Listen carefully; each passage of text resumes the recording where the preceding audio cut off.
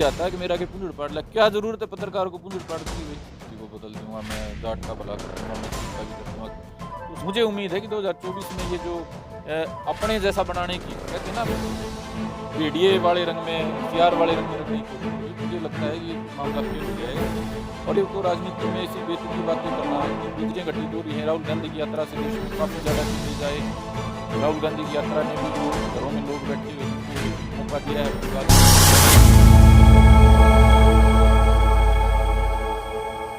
जो सर समाज में सुनने जा में रही आया चीज़ें कुछ मैं लोगों से मुझे पता चला है कि ऑफ कैमरा कि 2024 में डिक्टेटरशिप आ जाएगी मोदी सरकार की। नहीं, 2024 में ये तो चाहते ही, इन्होंने तो देखो प्रयास अपना जारी है। ये तो जब हर चीज़ को सेंसर कर रहे हैं, ये तो न्यायपालिका को चाह रहे हैं हमारी भाषा बोले, ये तो मीडिया को चाह रहे हैं हमारी भाषा बोले, हर जाति पंथ संप्रदाय हमारी भाषा बोले। ये तो पहले दिन से ही चाह रहे हैं।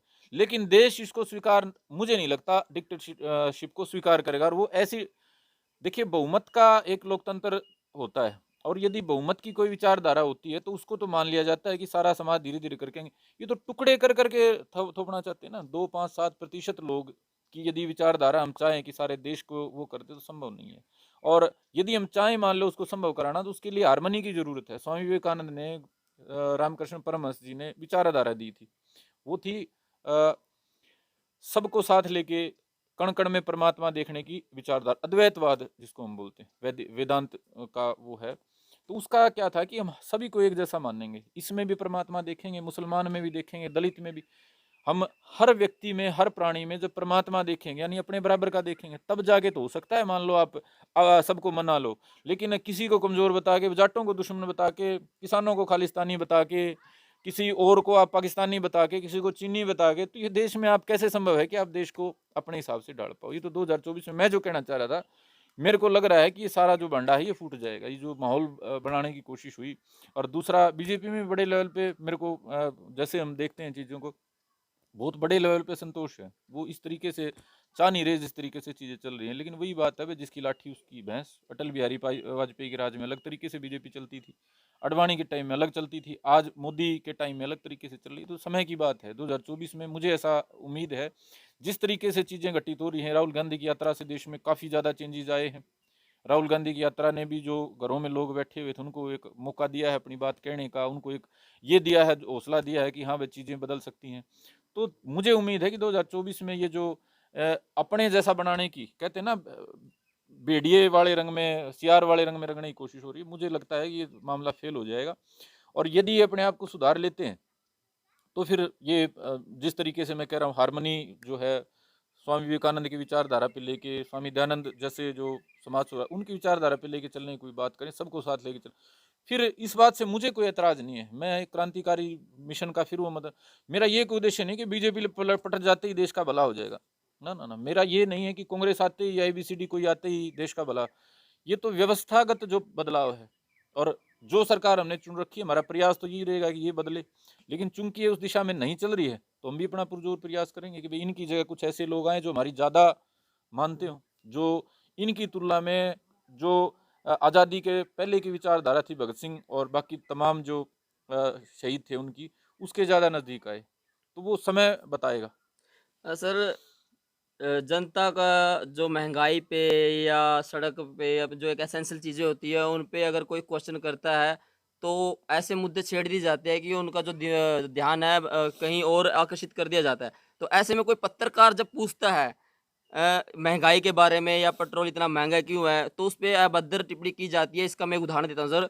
रामदेव जी आए थे करनाल और किसी पत्रकार ने पूछ लिया, "सर, आपने बोला था बीजेपी सरकार आएगी तो ₹30 लीटर आपको पेट्रोल दिया जाएगा, चीनी आपको इतने कम पैसे में मिलेगी और आज है जो महँगाई है इतनी ज़्यादा है, सिलेंडर का दाम इतना हो गया।" और उस पे जो रामदेव जी के जो इतने मतलब हम एक्सपेक्टेशन नहीं कर सकते, उसके मतलब इतनी अभद्र भाषा उन्होंने दी कि मेरा कुंजड़ पाड़ लगा। कौन नहीं होंदा ये तो।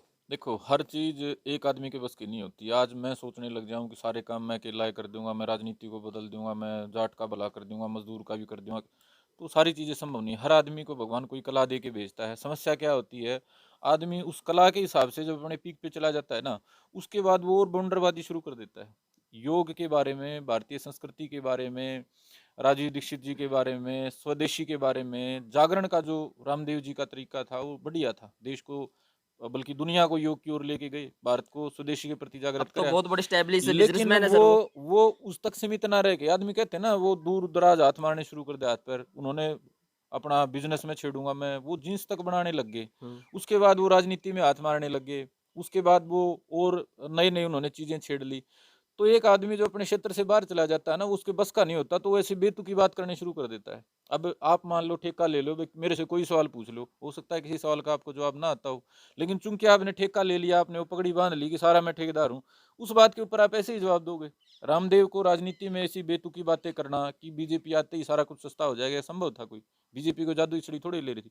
लेकिन उस समय ये अनर्गल तथ्य कर दिए कि भाई सारा काला धन वापस आ जाएगा, ये 15-15 लाख। ये ऐसी बेतुकी बातें थी जो रामदेव के स्तर की नहीं थी। रामदेव को लोग बड़े विश्वास की दृष्टि से देखते थे। हमारे यहाँ जो भगवा पहन लेता है ना, उसको भगवान वाले उसमें ले जाते हैं कि ये तो सत्य बोलेगा। उस भगवा धारण करके जो उनके प्रति विश्वास जनरेट हुआ था रामदेव को, ऐसा तो था नहीं कि वे राजनीति में था और कोई उससे कोई सपने पाल रहा था कोई। वो एक योगी आदमी था और उससे उम्मीद थी कि ये जो बोलेगा सत्य बोलेगा।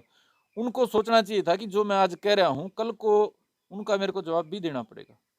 अपनी मर्यादा से बाहर जाके यदि कोई व्यक्ति काम करता है तो बाद में मुंह की खानी पड़ती है। सभी को इसका अनुभव है, मैं व्यक्तिगत अनुभव ले चुका हूँ और सारे जो लोग हैं सभी अपना अपना अनुभव ले रहे हैं। तो रामदेव और एबीसीडी किसी की बात कर लो, बीजेपी में बहुत सारे लोग, आप कमल गुप्ता का कह रहे थे, बहुत सारे लोग ऐसे हैं जो अपना काम तो कर नहीं पा रहे हैं, और जब वो सामने से सवाल आता है खड़ा होके, वादा जो कर रखा था उसके प्रति सवाल पूछे, तो ऐसे ही आता है कि मेरा के पूंजड़ पाड़ लिया। क्या जरूरत है पत्रकार को पूंजड़ पाड़ने की? भाई किसको और क्या बात जरूरत पुंजर है? पानी सर 2012 की बात है, शायद मैं गलत ना हूँ, जब ये इन्होंने रामलीला मैदान में। रामलीला मैदान में ये औरतों के कपड़े पहनकर वहां से भागे थे सर। देखिए वो तो परिस्थिति होती है। मैं वो बड़े, उन्होंने भी और देश का यहाँ बड़ा बात नाम कह रहे करा हैं है। कि मेरा पुंजड़ पाड़ेगा जी। नहीं देखो, मैं, मेरी एक विचारधारा है, मैंने जो देखी है सीखी है, जन्मगत भी थी, लेकिन वो समाज में रह के चूंकि हम समाज जैसे हो जाते हैं। रामदेव का भी या किसी का भी, मैं ऐसा मानता हूँ जिसने समाज के लिए, देश के लिए थोड़ा सा भी कुछ काम किया है, उसका सम्मान होना चाहिए और उसकी कमियां निकालने की बजाय हमने प्रयास करना चाहिए कि भी अच्छाई क्या है। ये जो रामलीला मैदान में सिचुएशन तैयार हुई, कपड़े पहन के जैसे तैसे निकलना पड़ा, मैं उसको कोई उल्लास या मतलब उसमें नहीं लेना चाह रहा हूँ। उसने जिस परिस्थिति में, उस परिस्थिति ने जो काम कराया वो किस्मत की थी, वो एक सबक था रामदेव जी के लिए, लेकिन उससे सबक को ले नहीं पाए। उसके बाद भी वैसे ही कामों की ओर बढ़ते रहे। क्या जरूरत थी एक जो योग के क्षेत्र में इतना बड़ा उनका नाम था, जो स्वदेशी के लिए इतना बड़ा पुनर्जागरण उन्होंने कर दिया था, उसको राजनीतिक बनाने की या मोदी के पक्ष में बनाने की। आज जो ये पुरानी बातों को याद करके रामदेव के ऊपर कटाक्ष किए जा रहे हैं ना, उसके जिम्मेदार तो रामदेव जी ही हैं। तो रामलीला मैदान में कहाँ क्या हुआ, मैं तो सिर्फ पॉजिटिव चाहता हूँ कि रामदेव की भी जो जिक्र हो ना, पॉजिटिव ही हो, और नेगेटिव कोई हो तो उससे हमें सबक मिले। अब रामदेव जैसी कल को किसी संदीप भारती के साथ भी बन सकती है। आज मैं ताकत में नहीं हूँ, आज मैं लड़ रहा हूँ, आज मैं समाज के लिए इधर उधर जैसा तैसा संघर्ष कर रहा हूँ, कल को मैं कोई ऐसी बड़ी बात कह दूँ और परसों मेरा कहीं हिस्सेदारी हो जाए सरकार में, फिर मेरे को मुंह छिपाता फिरूं। सर क्या होता है, एक जो जिस हम पद पे होते हैं उसकी एक गरिमा होती है और उस गरिमा का हमें पता होता है सर, तो उस हिसाब से बयानबाजी करनी चाहिए। क्या हम ये मान लें कि सर कि बीजेपी सरकार ने रामदेव जियों का फ़ायदा उठाया है, स्टैब्लिश किया गया, उस टाइम नारेबाजी करवाई गई कांग्रेस सरकार के खिलाफ महंगाई को मुद्दों को लेकर, और अब सरकार आ गई है, अब जनता पूछ रही है, तो वो अब ऐसे बेतुकी बयानबाजी करते हैं रामदेव जी। देखिए कोई किसी का इस्तेमाल नहीं कर सकता है। जिस आदमी जो घर से निकल गया, जिसको चार आदमी जानने लग गए, जिसमें चार आदमी जोड़ने की हिम्मत पैदा होगी, उसको कोई इस्तेमाल नहीं कर सकता है। वो अपना फायदा नुकसान देख के किसी का काम करता है, किसी की सहयोग करता है, किसी से बदले में सहयोग लेता है। रामदेव को भी फायदा हुआ उस चीज से। रामदेव को भी बीजेपी का जो सेटअप था, जो आरएसएस का सेटअप था, उसका फायदा रामदेव को भी मिला, बदले में बीजेपी को भी उसका फायदा मिला। ये तो कहते हैं ना भाई, हाथ का हाथ धोना है। मैं आपके काम आ गया, आप मेरे काम आ गए, रामदेव बीजेपी के काम आ गया, बीजेपी रामदेव के काम आ गई। तो यूज वाली तो बात होती नहीं। हम ये एक धारणा बना लेते हैं फलाना फलाना का, कोई किसी का यूज कर ही नहीं सकता लोकतंत्र में। ये तो अपना फायदा नुकसान दे। कल को मान लो मैं कुछ कर रहा हूँ और मैं कहने लगा फलाना मेरा यूज कर गया, मेरा जी कर रहा था भाई, मेरा जी कर रहा था कि भाई इस समय क्यों फायदा उठाऊं, अगला मेरे तक ज्यादा ठा गया, मैंने आपको 100 रुपये दिए, बदले में आपने मेरे से 1000 ले लिए। अब मैं कहने लगा मेरा फायदा उठा गया, फायदा उठा गया, मैं भी देखूंगा 100 कि मैं काम लेने की। तो मेरे भाई ये तो चलता रहता है। ये हमारे को एक पत्रकार के नाते मैं आपसे भी मैं अनुरोध करूंगा, बाकी तमाम साथियों से भी, हमारे को ये जो विचारधारा, इससे आगे बढ़ना पड़ेगा। कोई किसने यूज कर गया उसकी बजाय कोई किसका सहयोग कर गया। रामदेव बीजेपी का सहयोग कर, बीजेपी रामदेव का सहयोग करगी। आज पोजीशन ये है कि रामदेव में ऊर्जा नहीं रही, स्वामी रामदेव जो ऊर्जावान थे, जितनी ऊर्जा उन्होंने दिखाई समय पे, आज उतनी ऊर्जा बच नहीं रही। और समस्या आज ये होगी कि वो अपना जो सर्वश्रेष्ठ समय था वो जी चुके हैं। तो इसलिए अब उनको नए सिरे से विचार करना चाहिए बचे हुए जीवन के बारे में।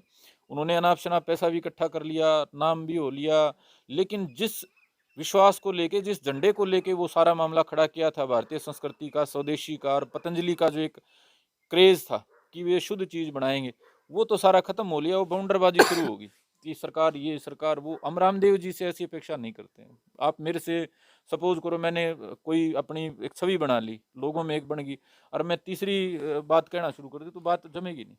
स्वामी रामदेव को अब चाहिए, मेरा अनुरोध है कि पुरानी बातों को छोड़ के नए सिरे से चिंतन करें और कोई कोई आगे का कोई ऐसा रास्ता समाज को दें ताकि जो अब तक का उनका काम था उससे आगे कोई बात बढ़े, वरना तो ये तो घूम फिर के बात खत्म हो जाएगी, एक दिन ठा के फूक देंगे 10-15 साल में। सर आपसे बात करके बहुत अच्छा लगा। हमने तरह-तरह के मुद्दों पे बात की और जिस जो मेरी एक्सपेक्टेशंस थी सर, वो उसी एक्सपेक्टेशन में सर आपने जो मेरे क्वेश्चन के आंसर दिए सर। क्रांतिकारी जो आपने चलाई है सर जवान ऑर्गेनाइजेशन, इसको लेकर सर हमारे दर्शकों को आप क्या अपील करोगे सर? देखिए, क्रांतिकारी नौजवान मिशन हमने चलाया है भाई। अब मैं फ़िलहाल अपने सारी जो ज़िम्मेदारियाँ थी, मैं उनको डेलीगेट मैंने कर दिया है। मैं चाहता हूँ कि जो मैंने पढ़ा, जो मैंने जीवन में सीखा, मैं एक स्पोर्ट्समैन रहा अच्छे लेवल का, मैं पढ़ाई में बहुत अच्छा था, एजुकेशन मेरी बहुत अच्छी है। ये जो सामाजिक आंदोलन हैं, इनमें भी मैंने एक नेता के रूप में जैसा मेरे बस का था, सीखा कम से कम। चाहे मैं समाज को फ़ायदा नहीं दिला पाया, लेकिन सीखा तो मैंने कम से कम। राजनीति के क्षेत्र में भी मैंने बहुत सीखा, देखा। मैं चाहता हूँ कि मैं अब समाज के जो बाकी जो साथी हैं, वो जो इन विषय पे कुछ करना चाह रहे हैं, कोई राजनीति में कोई आगे बढ़ना चाह रहा है, कुछ चाह रहा है भई मैं हरियाणा में मुख्यमंत्री बन के कुछ करके दिखाऊँ, कुछ चाह रहा है कि मैं समाज के लिए कुछ अच्छा काम करके दिखाऊँ, कुछ चाह रहा है कि मैं पढ़ाई में कोई बड़ा कीर्तिमान करूँ, कोई स्पोर्ट्समैन, कोई भी जो व्यक्ति है, मैं जिसकी जितनी मदद कर पाऊँगा, मैं उतनी मदद करने का मेरा प्रयास रहेगा। मेरे मन में किसी के प्रति कोई लंबा-चौड़ा ज़हर नहीं है। बहुत लोगों ने मेरे बहुत बड़े नुकसान पहुँचाए, निजी तौर पे, सामाजिक तौर पे हमारे प्रयासों को जिन्होंने खंडित करा, उनके प्रति भी मेरी शुभकामनाएँ हैं, संवेदनाएँ हैं कि उनके बुद्धि परमात्मा ने इतनी दी थी। तो मैं हरियाणा प्रदेश के मेरे भाईचारे से, नौजवानों से जो साथी कभी जुड़े रहे हैं, मैं आप सभी से अपील करता हूँ कि मेरे लायक भाई जो मेरे बस का काम हो, उसमें मुझे आप मौका देना, मुझे आपकी सेवा का।